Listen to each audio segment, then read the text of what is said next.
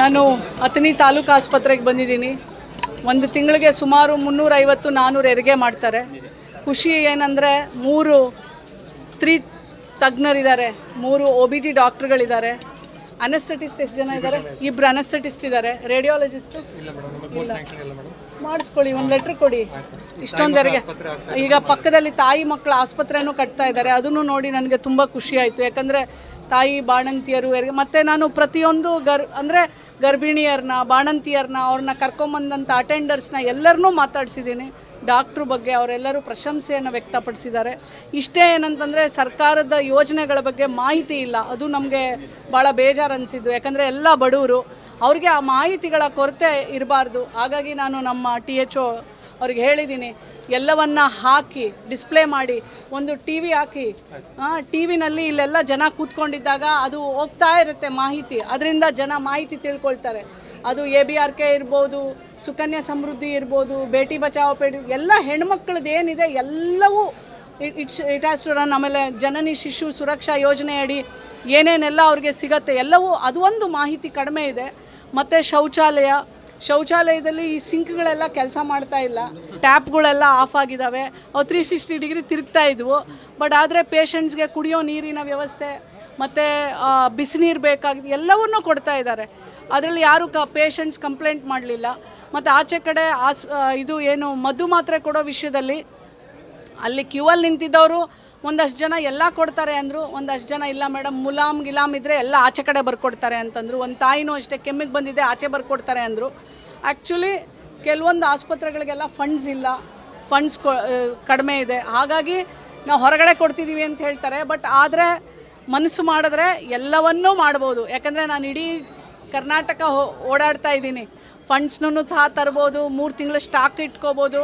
ಇಲ್ಲಿನ ಆಸ್ಪತ್ರೆಯ ಮೇನ್ ಯಾರಿರ್ತಾರೆ ಅಡ್ಮಿನ್ನು, ಅವರು ಸ್ವಲ್ಪ ಗಮನ ಹರಿಸಿ ಮಾಡಬೇಕು ಅಂತ ನಾನು. ಮತ್ತು ಏನೇ ಅವ್ರಿಗೆ ಔಷಧಿಗಳಿಗೇನಾದರೂ ಅವ್ರಿಗೆ ಕೊರತೆ ಇದ್ದರೆ ನಾನು DC ಅವ್ರ ಗಮನಕ್ಕೂ ಸಹ ಇವತ್ತು ತೊಗೊಂಬರ್ತೀನಿ. ಆಸ್ಪತ್ರೆ ಪರಿಸರಿಸಿದಾಗ ನಮ್ಮ ಹತ್ರ ಬಂದು ಹೇಳ್ತಾ ಇದ್ರು, ಇವು 3,500 ರೂಪಾಯಿ ತಗೋತಾರೆ ಡೆಲಿವರಿಗೆ. ಅಲ್ಲ ಈಗ ನೋಡಿ, ನಾನು ಒಂದು 3-4 ಕಡೆ ಕೇಳಿದ್ದೀನಿ ಆಯಿತಾ. ಯಾರು ನಾವು ಕೊಟ್ಟಿದ್ದೀವಿ ಅಂತ ಹೇಳಿಲ್ಲ. ಆಮೇಲೆ ನೀವೆಲ್ಲ ಪತ್ರಕರ್ತರು, ನಾನು ಯಾಕೆ ಹೇಳ್ತೀನಿ ನೋಡಿ, ಒಂದು ಡಾಕ್ಟ್ರನ್ನ ನಾವು ದೂಷಣೆ ಮಾಡಬೇಕಾದ್ರೆ ನಮ್ಮ ಹತ್ರ ಅಲ್ಲಿ ಎವಿಡೆನ್ಸ್ ಇರಬೇಕು ರೀ. ಸುಮ್ಮನೆ ಹೇಳೋದು ತಪ್ಪು ರೀ. ಯಾಕೆ ಅಂತಂದರೆ ನಾನು ಎಷ್ಟೋ ಆಸ್ಪತ್ರೆಗಳಲ್ಲಿ ನೋಡಿದ್ದೀನಿ, ಡಾಕ್ಟ್ರುಗಳಿಲ್ಲ ರೀ. ಇಲ್ಲಿ ನನಗೆ ಖುಷಿ ಏನಾಗಿದೆ ಅಂದರೆ 3 OBG ಡಾಕ್ಟ್ರುಗಳಿದ್ದಾರೆ ಇಲ್ಲಿ. ನಾವು ಪ್ರತಿ ಸಲ ನಾವು ಡಾಕ್ಟ್ರಿಗೆ ದೂಷಣೆ ಮಾಡ್ಕೊಂಡೋದ್ರೆ, ಅವ್ರು ಬಿಟ್ಟೋದ್ರೆ ನೀವು ಯಾರು ಕೇಳೋಕ್ಕಾಗೋದಿಲ್ಲ ರೀ. ಹಾಗಾಗಿ ನಾವು ಯಾವುದೇ ಒಂದು ಡಾಕ್ಟ್ರ್ ಮೇಲೆ ಒಂದು ಅಪರಾಧ ವಹಿಸಬೇಕು ಅಂತಂದರೆ ಅಲ್ಲೇ ಎವಿಡೆನ್ಸಸ್ನ ಕ್ರೋಢೀಕರಣ ಮಾಡ್ಕೊಂಡು ನೀವು ಹೇಳಿದಾಗ ನಾವು ಪ್ರಶ್ನೆ ಮಾಡ್ತೀನಿ ರೀ. ನೀವು ನೋಡಿದ್ದೀರಾ, ನಾನೇನು ಸುಮ್ಮನೆ ಇರೋದಿಲ್ಲ ರೀ, ಬಿಡೋದು ಇಲ್ಲ. ಹೆಚ್ಚಿನ ಎಲ್ಲ ಮಟ್ಟಕ್ಕೂ ತೊಗೊಂಡು ಹೋಗ್ತೀನಿ ರೀ. ನಾನು ಎಲ್ಲ ಚೀಫ್ ಸೆಕ್ರೆಟರಿ ತನಕ ಬರೀತೀನಿ ರೀ. ಹಾಗಾಗಿ ನನಗೆ ಇಲ್ಲಿ ಆಸ್ಪತ್ರೆಯಲ್ಲಿ ಯಾರೇ ಆಗಲಿ ನನಗೆ ಬಂದು ಹೇಳಲಿಲ್ಲ, ಅವ್ರ ಅಟೆಂಡರ್ಸು ಹೇಳಲಿಲ್ಲ, ತಾಯಂದಿರು ಹೇಳಲಿಲ್ಲ, ಬಾಣಂತಿ ಗರ್ಭಿಣಿಯರ ಜೊತೆ ಇರ್ತಾರಲ್ಲ ಅವರನ್ನು ಕೇಳೀನಿ, ನಿಮ್ಮ ರೊಕ್ಕ ಇಸ್ಕೊಂಡಾರ ಏನೋ, ಅವ್ರು ಯಾರೂ ಹೇಳಲಿಲ್ಲ ರೀ. ಹಾಗಾಗಿ ನಾನು ಹೇಳಲಿಕ್ಕೆ ಆಗೋದಿಲ್ಲ ರೀ. ಅಂಜಿ ಅಂತ ಹೇಳಿದಾಗ ಡಾಕ್ಟ್ರ್ ಮೇಲೆ ನಾನು ಅಪರಾಧ ಒಪ್ಸಕ್ಕೆ ಆಗೋದಿಲ್ಲಪ್ಪ ತಮ್ಮ.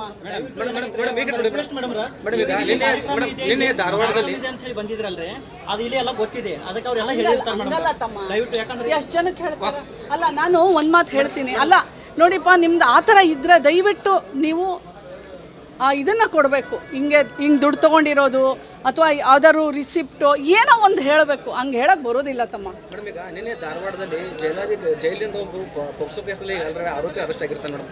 ಅದೇ ವ್ಯಕ್ತಿ ಕಡೆ ಮೊಬೈಲ್ ಸಿಕ್ಕಿ ನಿನ್ನೆ ಮತ್ತೆ ಯುವತಿಗೆ ಕಿರುಕುಳ ಕೊಟ್ಟಿದ್ದಾನೆ ಮೇಡಮ್. ಇದ್ರ ಬಗ್ಗೆ ತಮ್ಮ ಗಮನಕ್ಕೆ ಏನಾದರೂ ಬಂದಿದೆ ಅಥವಾ ನಿಮ್ಮ ಆಯೋಗ ಏನು ಕ್ರಮ? ನಮ್ಮ ಆಯೋಗ ಏನಿಲ್ಲಪ್ಪ, ನಾವು ಅಲ್ಲಿನ SP ಅವ್ರಿಗೆ ಬರೀತೀವಿ, ಮತ್ತು ಅಲ್ಲಿನ ಮಹಿಳಾ ಮತ್ತು ಮಕ್ಕಳ ಕಲ್ಯಾಣ ಇಲಾಖೆ ಅಧಿಕಾರಿ ಜೊತೆ ಮಾತಾಡ್ತೀವಿ, ಸೂಕ್ತ ಕ್ರಮವನ್ನು ತೊಗೊಳಕ್ಕೆ ಹೇಳ್ತೀವಿ, ಮತ್ತು ನಮ್ಮ ವರದಿ ಕೊಡೋಕ್ಕೆ ಹೇಳ್ತೀವಿ. ಮೇಡಮ್, ಈ ಥರನೇ ಆಗ್ತದೆ.